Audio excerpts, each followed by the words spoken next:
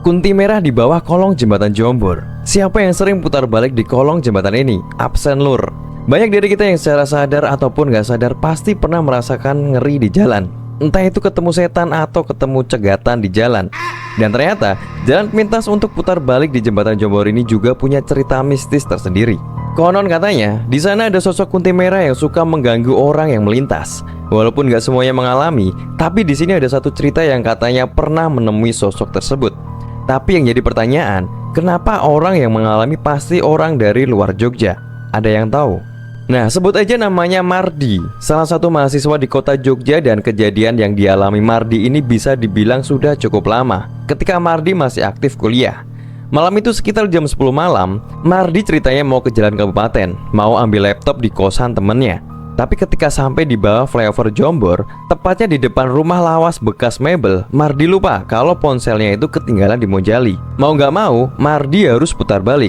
Nah, di situ Mardi baru ingat kalau di depan sana, di kolong jembatan Jombor, itu ada jalan buat putar balik. Lewatlah Mardi di bawah jembatan itu. Dan kebetulan waktu itu kondisinya gelap gulita, cuman ada satu lampu. Gak lama kemudian, pas Mardi belok masuk ke kolong, samar-samar dia itu ngelihat ada cewek pakai baju merah lagi berdiri di pinggir jalan. Awalnya Mardi pikir itu mbak-mbak yang kerja di salon atas. Tapi pas Mardi ngelewatin mbak itu, tiba-tiba mbak itu manggil namanya, Mas Mardi, Mas Mardi. Mardi pun bingung, siapa kok tahu namanya. Tanpa pikir panjang, Mardi pun berhenti dan menoleh ke belakang buat memastikan siapa tahu itu teman kuliahnya. Tapi pas dia noleh, ternyata mbak-mbak itu mukanya udah hancur, meleleh, sama matanya itu mau copot. Mardi yang ketakutan pun mencoba buat teriak tapi nggak bisa. Sampai nggak lama kemudian, ada bapak-bapak yang nepuk pundaknya yang seketika langsung menyadarkan si Mardi. Bapak itu langsung nanya ke Mardi, "Kenapa mas?"